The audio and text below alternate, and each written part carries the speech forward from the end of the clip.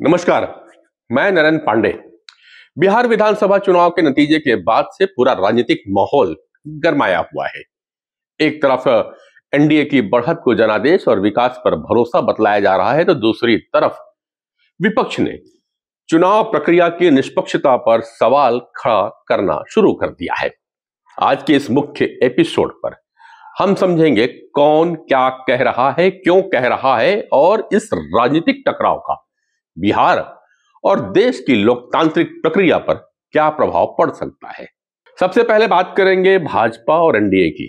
छत्तीसगढ़ प्रदेश भाजपा अध्यक्ष किरण देव सिंह ने बिहार के मतदाताओं को धन्यवाद देते हुए कहा, बिहार में डबल इंजन की सरकार के पिछले 20 वर्षों के जो कार्यकाल है, जो वहाँ का विकास और सुशासन की व्यवस्था और भय मुक्त वातावरण और इसकी ओर इंगित करता है बिहार के सभी आदरणीय मतदाताओं को। इसलिए अभिनंदन की उन्होंने और सुशासन को, विकास को और बिहार में जो अभी सौहार्दता और का वातावरण बना है उस पर अपनी मोहर लगाई है। डबल इंजन की सरकार पर उन्होंने विश्वास व्यक्त किया है, उसके द्वारा किए गए विकास पर विश्वास व्यक्त किया है।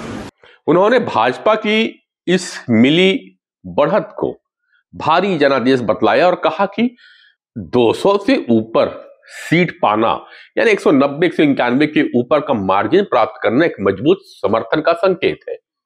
किरण देव सिंह के बयान का मुख्य बिंदु रहा डबल इंजन सरकार की सरकार में विकास, सुशासन, भय मुक्त वातावरण, युवाओं, महिलाओं और किसानों द्वारा खुला समर्थन।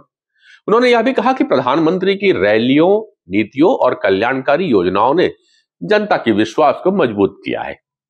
वहीं एनडीए नेताओं का मानना है कि बिहार में स्थिरता और विकास को चुना है और बड़ी संख्या में वोटरों ने जातीय राजनीति और नकारात्मक राजनीति और उन अभियानों को पूरी तरह से नकार दिया। लेकिन चुनावी नतीजे के जश्न के बीच विपक्ष की ओर से बहुत गंभीर आरोप लगाए जाने लगे। छत्तीसगढ़ कांग्रेस संचार प्रमुख है सुशील आनंद शुक्ला। उन्होंने कहा, चुनाव आयोग सत्तारूढ़ दल के साथ मिलकर चुनाव लड़ेगा तो वही परिणाम आएंगे जो आज बिहार में आ रहे हैं। मॉडल कोड ऑफ कंडक्ट लगा था और उसके बाद में घोषणा की जाती है कि हर महिलाओं के खाते में 10,000 रुपये दिया जाएगा। उनके खाते में डाला भी गया।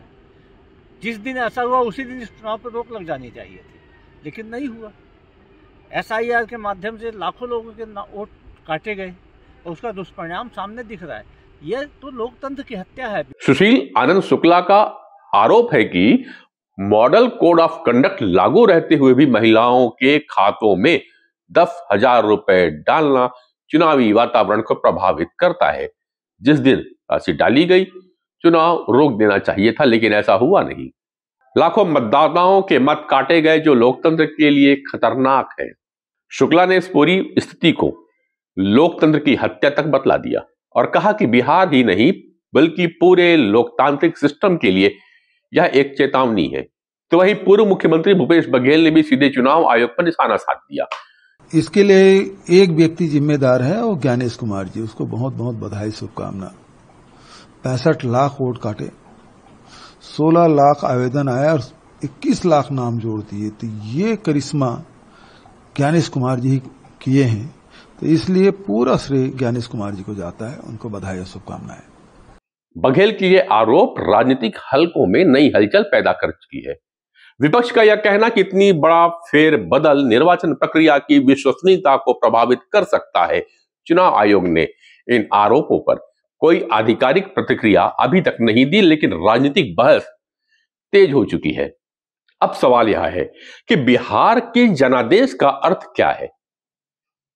एनडीए का नैरेटिव कहता है जनता ने विकास, स्थिरता और सुशासन को चुना है। युवाओं, महिलाओं, किसानों ने बड़ी संख्या में अपना समर्थन दिया है। जातीय समीकरणों से ऊपर उठकर वोट पड़े हैं। लेकिन विपक्ष का नैरेटिव है कि चुनाव आयोग की भूमिका सवालों के घेरे पे है। मतदाता सूची में बड़े बदलाव, सरकारी योजनाओं व पैसों के हस्तांतरण की टाइमिंग लोकतंत्र पर गहरा संकट है। दोनों ही पक्ष अपने अपने तर्कों के साथ खड़े हैं और जनता अब इन तर्कों के बीच सच्चाई तलाश रही है। अब आगे क्या? बिहार का चुनाव परिणाम सिर्फ बिहार की राजनीति नहीं बदलता, यह देश की राष्ट्रीय राजनीति अर्थात 2026 के अन्य राज्यों में होने वाले चुनाव और फिर भविष्य में होने वाले लोकसभा चुनावों पर भी असर डाल सकता है। फिलहाल तस्वीर साफ है, एनडीए अपने जनादेश को विकास आधारित समर्थन मान रही है तो विपक्ष इसे चुनावी गड़बड़ियों और लोकतंत्र पर खतरे के रूप में देख रहा है। आने वाले दिनों में चुनाव आयोग क्या स्पष्टीकरण देता है, विपक्ष और क्या सबूत या दस्तावेज पेश करता है, और क्या बिहार के राजनीतिक समीकरण स्थिर रहेंगे, यह सब आने वाली राजनीति ही तय करेगा। तो यह था बिहार विधानसभा चुनाव परिणाम का व्यापक विश्लेषण।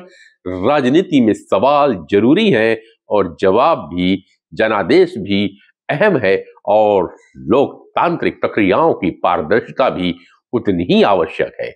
आप अपनी राय कमेंट्स पे जरूर बताइए। क्या बिहार में जनता का जनादेश साफ है या चुनावी प्रक्रिया पे उठ रहे सवालों की जांच होनी चाहिए? मैं हूं नरेंद्र पांडे, आप देख रहे थे SCG न्यूज।